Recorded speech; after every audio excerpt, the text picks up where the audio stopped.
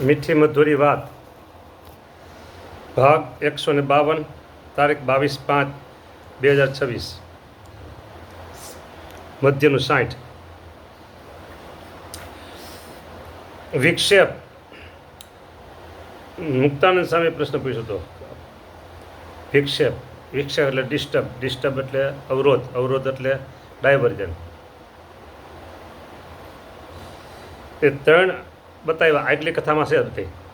એક તો દેહથી રોકવો પોતાનો આત્મા તે રૂપે માનવું, એનું નિરંતર અનુસંધાન. પછી બીજું માયક પદાર્થ નાશવંત છે બધાય, એનું નિરંતર અનુસંધાન. હા, હોતા ચાલતા જવા દો ને બસ એમ. નાશવંત અનુસંધાન. એક તમને બે દ્રષ્ટાંત દઉં. એક મહિલા, એના હાથમાંથી કાચની બરણી હેઠી પડી ને એમના સાસુ બહાર છે, એટલે બીજા આ રસોડામાંથી રોનમાં અવાજ આવ્યો એટલે સાસુમાં દોડીને આવ્યા અંદર. જોયું કંઈક અવાજ થયો, તૂટ્યો એટલે, અને વહુ તૂટી ગઈ બેણી, હેપતાઈ ગયા. એટલે સાસુજી આવ્યા, સાસુમાં. એટલે શું થાય? સાસુમાં આવી અને સીધા એમ બોલ્યા, તમને લાગ્યું નથી ને? જો હવે ઝાડવીને પગ મૂકજો. તમને લાગ્યું નથી ને પગમાં? નહીં. હવે ઝાડવીને પગ મૂકજો. ધીમે ધીમે બહાર આવી સાવરણી અને હુપડી લઈ લ્યો, એકદમ ધીમે ધીમે વાળી અને બધું ભરી લ્યો કરી લ્યો. જોજો કાચની કણી કંઈ રહી ન જાય અને તમને લાગે નહીં. હવે નાશ તો પામવાનું હતું જ, પહેલું નાશ પામ્યું. અને આટલું કીધું, વહુને કેવી ધરપત થઈ ગઈ છે. ઘી ગરમ કર્યું, તપેલી ગરમ. તપેલીના અર્થ બહુ લોકો કરે છે. હાણસીથી પેકડી, પકડ ગમે તે થયું, ગાફલાય કે અસાવધાનતા જે થયું, છટકી હાણસી અને ગરમ તપેલી ઘીની ઢોળાની. એ પણ સાસુ આવ્યા દોડી. તમે દાયજા નથી ને? સાસુ તરત બોલ્યા, તમે દાયજા નથી ને? કાંઈ વાંધો. હવે ઘી આવે એટલું આવે એમ હોય તો લઈ લ્યો. કંઈક રકેબી કે ગમે કંઈક વાસણ લઈ ને આમાં ભેગી કરીને આવે એટલું હોય તો લઈ લ્યો. પછી આપણે ગાળી નાખશું, હાલશે. અને બીજું આપણે લાવશું. હો, તમે દાયજા નથી ને? બસ તો સારું, તો સારું. ઘી નાશ પામવાનું હતું, બધું નાશ પામવાનું છે. આવી રીતે દરેક બાબતમાં નાશવંતપણાનું અનુસંધાન. ઘરમાં ઝઘડાય ન થાય. અને સાસુને કેવા હાસવે વહુ પછી.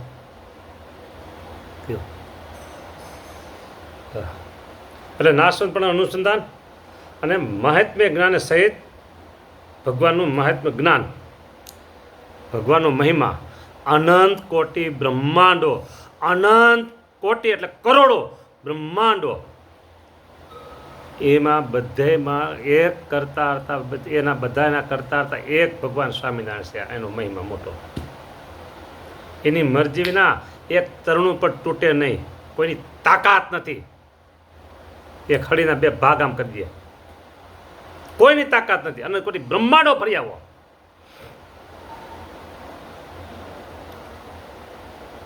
તમે મુકેશભાઈ અંબાણીને જાણો, રિલાયન્સના માલિક, એટલું જ બરાબર. પછી એની કંપની મને બહુ ખબર નથી, પણ એમ બે હું તમને નામ દઉં. એક બોમ્બેમાં અને એક જામનગરમાં. એ તમામ એની જે આખી જે ફેક્ટરી કહેવાય ને, એ બધા ડિપાર્ટમેન્ટમાં તમે ફરી આવો બરાબર. બધું ફરી અને પછી એનો જે ઓલો બંગલો છે અમદાવાદ બોમ્બેમાં, એ આખો બંગલા ફરી આવો. હો. આ અંબાણી મુકેશભાઈ આવડું બધું મહિમા વેધો ને, મહિમા વેધો ને, આ સમજા માટે એનું નામ લીધું છે. એવી રીતે સ્વામિનારાયણ ભગવાન અનંત કોટી બ્રહ્માંડના રાજાધિરાજ છે. ઓહો. કાળ કર્મને માયા કે મોટા મોટા ઈશ્વરો કે મોટા મોટા દેવો, કોઈ પણ સ્વામિનારાયણ ભગવાનની મરજીથી એક ઝીણી નાની એવી સળી, એ સળીના 2 કટકા ન કરી શકે, કોઈની તાકાત નથી. પોતે બોલ્યા છે, મારી મરજી વિના રે કોઈથી ત્રણું ન તૂટે. એમ તમે મને જાણજો મારા આશ્રિત સૌ નર નારી. મેં તમે આગળ વાર્તા મારી સત્ય કહી, તમારી મારી વાર્તા મેં. આ ભગવાનનો મહિમા એ દરરોજ આપણે એ મહિમા, આ હા હા હા હા હા હા હા આ હા હા હા, આવા ભગવાન આપણે મળ્યા છે. ઓહો હો હો હો, આવા ભગવાન આપણે મળ્યા છે. આ હા હા હા હા. અનુસંધાન કોઈ આડું આવે ને વિક્ષેપ, બરાબર, એ તણે કરીને કોઈ વિક્ષેપ આડો આવતો નથી. અને જ્યારે કોઈ જાતના વિક્ષેપનો યોગ આવે ત્યારે ઉપરથી તો ચિત્તનો ધર્મ છે તે વિક્ષેપ જેવું જણાય, વિક્ષેપ જેવું જણાય. હો, કેનો ધર્મ છે? ચિત્તનો ધર્મ છે. પણ તે વિક્ષેપનો પોતાના ચૈતન્યમાં તેનો દંશ બેસતો નથી, એનો દંશ બેસતો નથી. હા,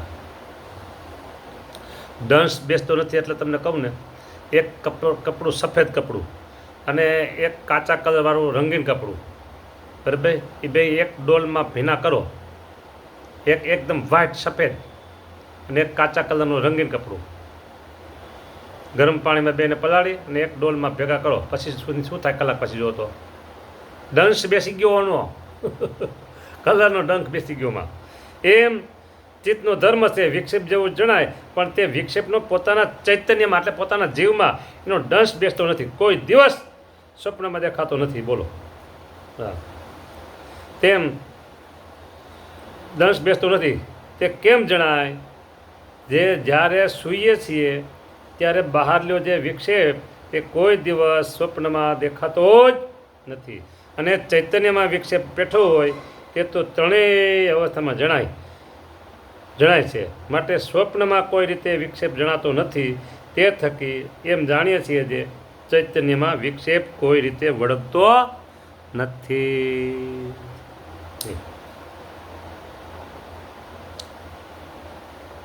હવે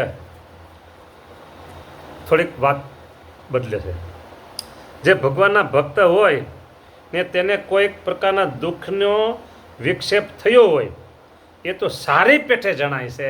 ભગવાનના ભક્તને દુઃખ થાય ને એ તો આપણે જણાય, ઓહો, એને દુઃખે દુઃખી થવાય. હા, ભગવાનના ભક્ત. બોલો.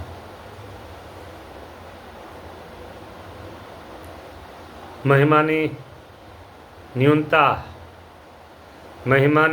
ન્યૂનતા તો પછી ભક્તને દુઃખે દુઃખી ન થાય.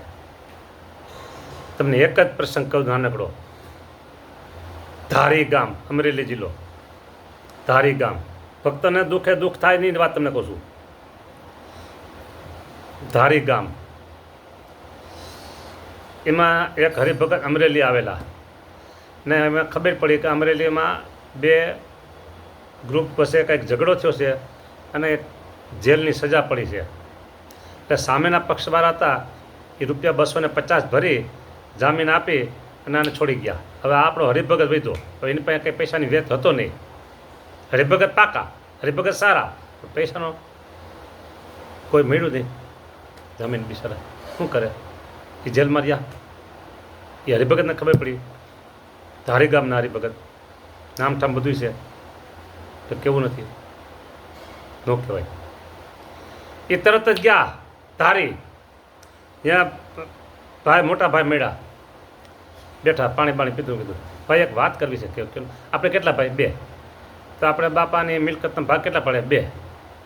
પણ સમજો કે આપણે 3 ભાઈ હોય તો 3 ભાગ પડે. તો આપણે એમ માનો ને કે આપણે 3 ભાઈ છીએ. તારે શું કહેવું? કે વાત મુદ્દાની ભાઈ એવી છે, આપણા એક હરિભગત છે અમરેલીમાં, જેલમાં છે, અને ₹250 કોઈ ભરે તો એને જામીન મળી જાય છે અને છૂટી જાય છે. ભાઈ એ હરિભગત પાસે છે નહીં, તો આપણે 3 ભાગ હોય તો 3 ભાઈઓ 3 ભાગ પડે ને. ત્યારે મોટો ભાઈ શું કહે છે? સાંભળજો. મોટો ભાઈ એમ કહે છે, સાંભળે, નાના ભાઈને કહે, નામ લઈને કહે, સાંભળે તું કે આ કાંઈ વાત કરવાની તારે જરૂર નથી. આ વાત કરવાની તારે કાંઈ જરૂર નથી. તું જલ્દી 250 નહીં, 300 રૂપિયા લઈને તું જલ્દી અમરેલી જા, જલ્દી અમરેલી જા. તો એ ભગતને છોડાવી તું આય, પૈસા ભરીને છોડાવી તું આય, અને પછી ત્રણેય આપણે ઠાકોર ભેગા જમાડશું. ત્યાં હું જમીશ નહીં. આને કહેવાય ભગવાનના ભક્તનો મહિમા સમજા કહેવાય. બોલો. જો પ્રસંગ છે એટલે હું કહું છું, પ્રસંગ છે ને એટલે કહું છું. અત્યાર સુધી મેં ક્યારેય કોઈ પાસે લાંબો હાથ નથી કર્યો. અત્યારે સારા સારા જે મારા હેતવાળા કહેવાય, સારા સારા ધડાકે કરોડો રૂપિયા, 5 કરોડ 10 કરોડ કાઢી શકે એવાના એમ કીધું કે મારે થઈ શકશે નહીં. મેં કીધું જય સ્વામિનારાયણ, કાંઈ વાંધો નહીં કીધું. આટલો કરીને મેં ફોન મૂકી દીધો. એકની વાત કીધા, બાકી હજારો લાખો કાઢે ને એવા ઘણાને ફોન કર્યા છે. હા, અત્યારે મારે પ્રસંગ થયો એક રૂમ બાબતનો, એટલે પણ મને થાય ભગવાન જે કરતા એ સારા. આપણે મેં કોઈનો અભાવ લીધો નથી, નેગેટિવ વિચાર્યું નથી, પણ સામે આ ચાલીને હજી એક હરિભગતની સામે ચિંતા કરતા નહીં હો. મેં જેને ફોન કર્યા છે ને એ એવા ફોન કર્યા છે કે એ આપણે મદદ કરી શકે સારી રીતે. એવાને સામાન્ય હોય, એક હરિભગતને ફોન કર્યો ના ખબર નહીં, ખબર પડી એટલે સામે કે આવી છે સામે હું કે તમને 1500 રૂપિયા આપું છું કે 1 ફૂટના. મેં કીધું તમારે 1500 ને તમારે 15 લાખ છે કીધું. સાવ સામાન્ય માણસ. મને એક જણ કીધું આટલી બધી તમે કથા વાર્તા કરો છો આટલા વર્ષોથી, તમને 35 લાખ તમારે ભેગા ન થઈ શકે? મેં કીધું ભગવાનની ઈચ્છા. બોલો, કેટલાય છે લાખો રૂપિયા કાઢવાવાળા, કેટલાય છે, પણ હજી સુધી હા ખબર નહીં.